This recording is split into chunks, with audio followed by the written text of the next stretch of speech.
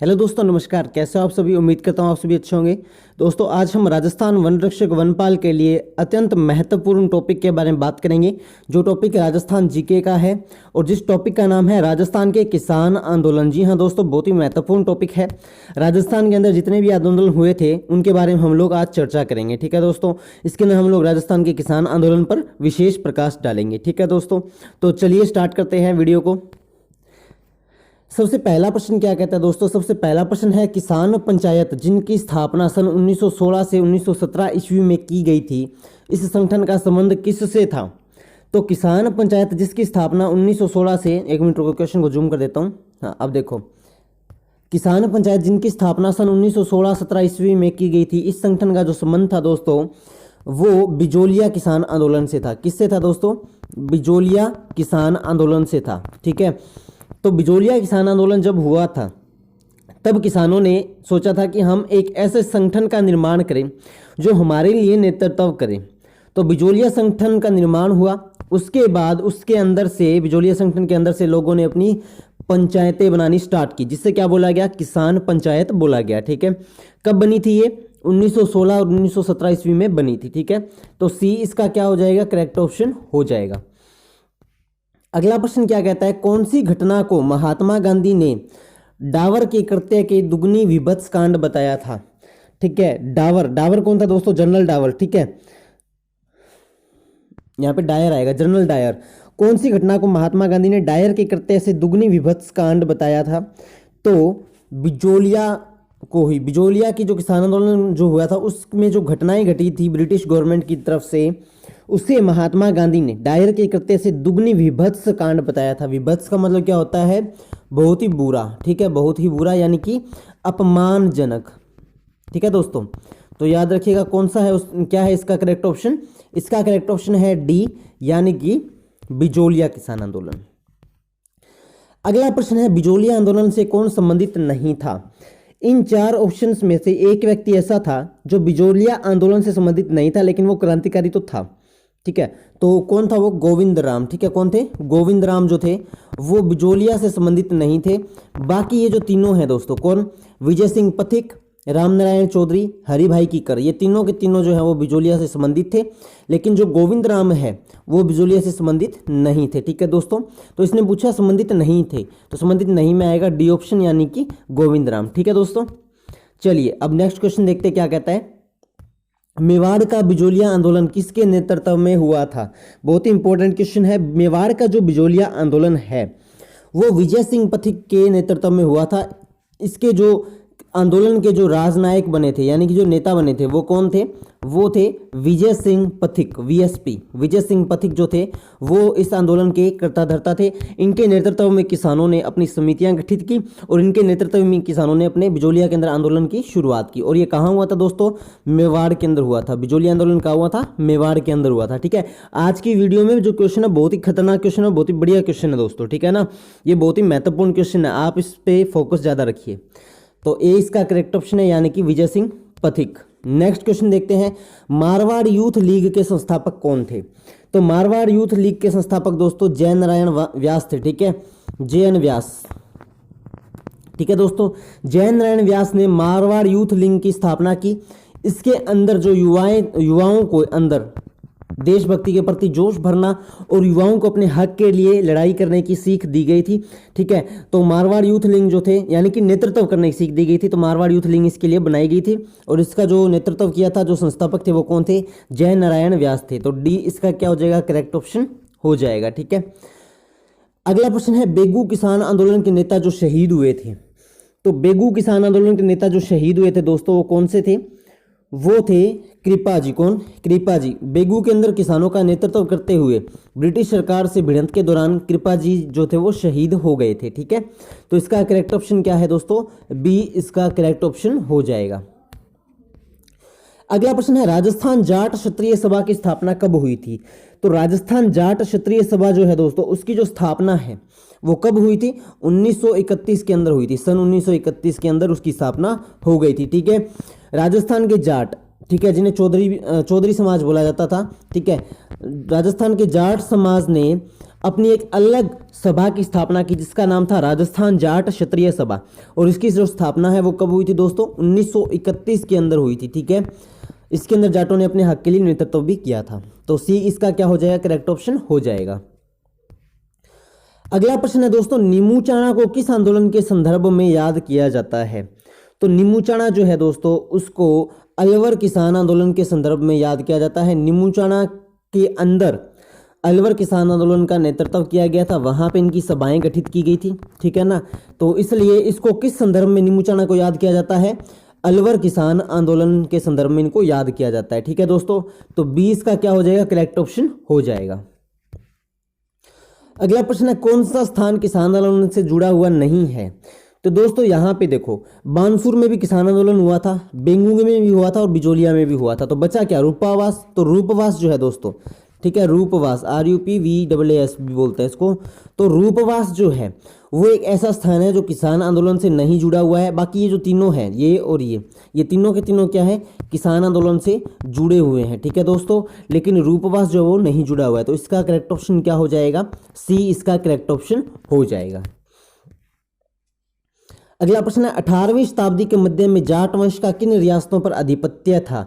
तो 18वीं शताब्दी के मध्य यानी कि बिटवीन 18th सेंचुरी, 18वीं शताब्दी के बीच में, ठीक है, जाट वंश का जो आधिपत्य था वो किन किन रियासतों पे था दोस्तों?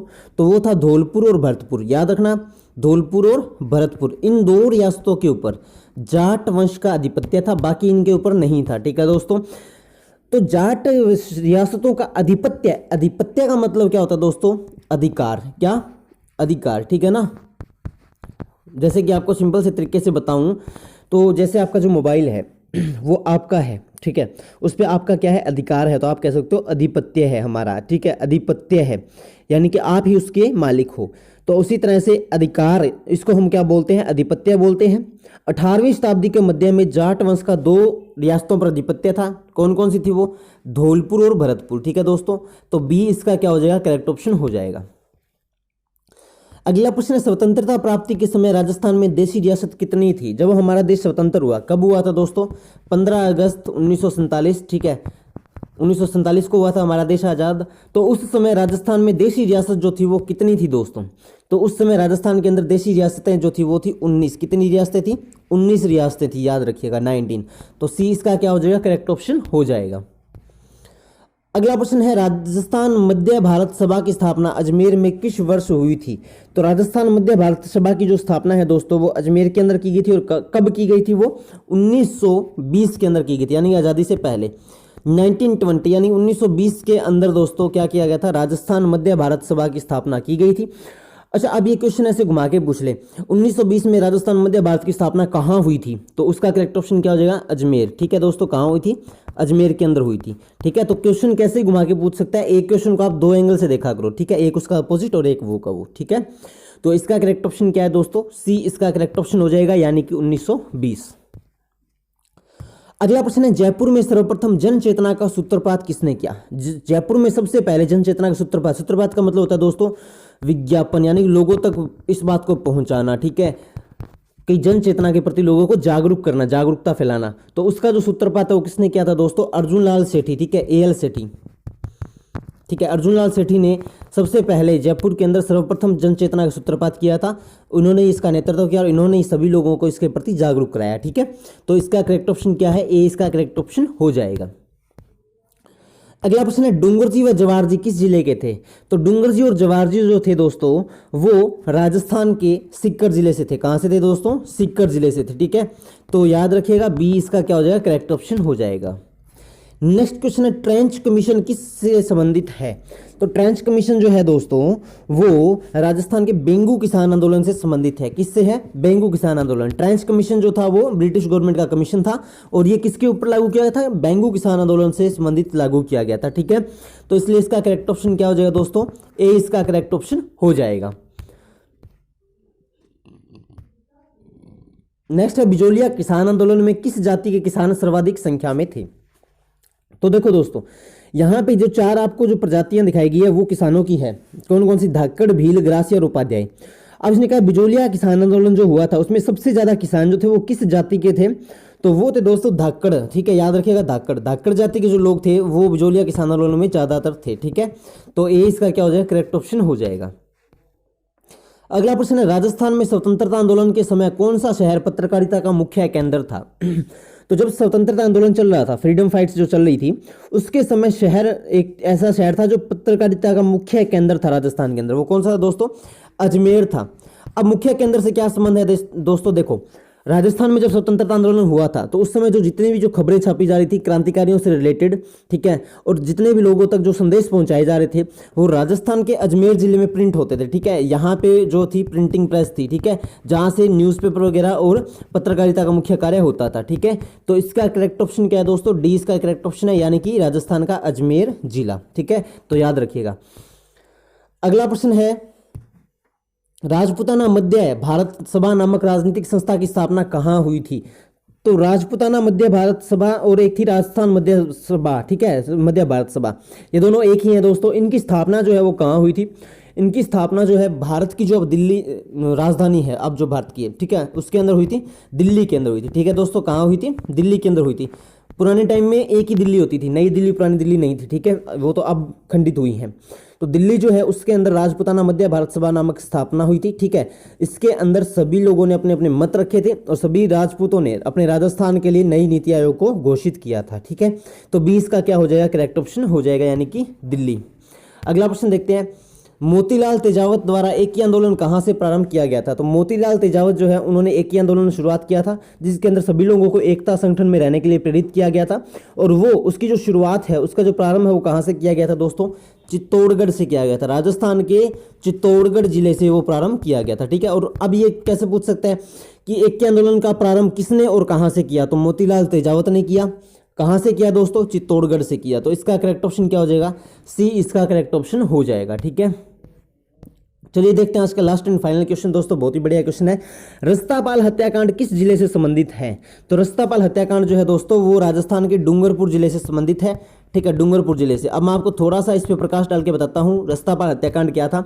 आपने छोटी क्लासों में पढ़ा था, कालीबाई नामक एक पाठ था, ठीक है, वीरता कालीबाई, ठीक है, और नाना भाई, उनके जो टीचर थे, कालीबाई के जो टीचर थे वो थे नाना भाई और सेंगा भाई। अब क्या हुआ, अंग्रेजों ने नाना भाई को जब गिरफ्तार किया तो कालीबाई उनके पीछे दौड़ी, और जब अंग्रेजों ने कालीबाई के ऊपर हमला किया तो उनको बचाने के लिए जो उनके शिक्षक थे, कौन? सेंगा भाई। कौन थे? सेंगा भाई, जो उनके शिक्षक थे कालीबाई के, वो उस समय शहीद हो गए थे। तो इसी कांड को क्या बोला जाता है? रस्तापाल हत्याकांड बोला जाता है दोस्तों, ठीक है, रस्तापाल हत्याकांड बोला जाता है। ये अब कहाँ हुआ था? डूंगरपुर के अंदर हुआ था। तो ये इसका क्या है दोस्तों? करेक्ट ऑप्शन हो जाएगा, ठीक है ना। तो ये थे आज राजस्थान जीके के अत्यंत महत्वपूर्ण प्रश्न। उम्मीद करता हूँ दोस्तों वीडियो आपको अच्छे समझ में आ गई होगी। अगर अच्छे समझ में आ गई है तो लाइक शेयर सब्सक्राइब और कमेंट करना न भूलें। इसके अलावा दोस्तों 2 प्लेलिस्ट भी हैं, एक है राजस्थान फॉरेस्ट गार्ड एग्जाम 2020 और एक प्लेलिस्ट है राजस्थान वन रक्षक वनपाल मैथ्स, ठीक है। इन दोनों प्लेलिस्ट को भी आप जाके देखिए। इसके अंदर आपको टोटल मैथ की वीडियो मिलेंगी जो कि हम इवनिंग बैच में लेके आते हैं आपके लिए, और इसके अंदर आपको टोटल सभी science, GK, history, current affair सब की वीडियोस आपको मिल जाएंगी, ठीक है दोस्तों। इसके अलावा आप बेटर प्रिपरेशन के लिए हमारा व्हाट्सएप ग्रुप भी ज्वाइन कर सकते हैं, नीचे लिंक दिया है डिस्क्रिप्शन के अंदर। और आपको कोई भी क्वेरी है तो आप कभी भी कॉन्टैक्ट कर सकते हो, वाया डिस्क्रिप्शन आपको मिल जाएगा, ठीक है। और कमेंट बॉक्स में आप कमेंट जरूर करते रहिए दोस्तों, कैसी लगी वीडियो, ठीक है। सब कुछ आप कमेंट करते रहो, एक्टिव रहो, स्टडी करते रहो, ठीक है। मिलते हैं दोस्तों नेक्स्ट वीडियो में, तब तक के लिए जय हिंद, जय भारत, जय राजस्थान।